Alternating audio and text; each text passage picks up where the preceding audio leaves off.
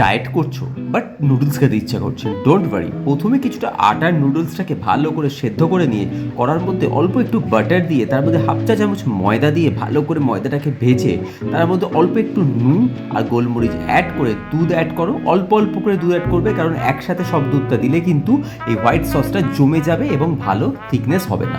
তারপর নামানোর আগে একটু চিজ দিয়ে ওটাকে সাইডে রেখে দিয়ে একই কড়াইয়ের মধ্যে ডিম দুটো কি তিনটে তোমরা যেরকম কোয়ান্টিটিতে খেতে চাও দিয়ে ভালো করে ভুজি করে তার মধ্যে দিয়ে দাও কুচনো পেঁয়াজ আর কাঁচা লঙ্কা আর সেদ্ধ করা চিকেন দিয়ে ভালো করে ভাজা ভাজা হলে অরেগানো আর চিলি ফ্লেক্স ওপর থেকে ছড়িয়ে দাও, আর তার উপর থেকে ছড়িয়ে দাও নুন আর গোলমরিচ দিয়ে। এবার সেই সেদ্ধ করা আটা নুডলসটা দিয়ে ওপর থেকে একটু ভিনিগার দিয়ে নামানোর আগে ওপর থেকে হোয়াইট সসটাকে ছড়িয়ে দিয়ে নামিয়ে নিলে রেডি হয়ে গেল তোমাদের হেলদি চিজি নুডলস।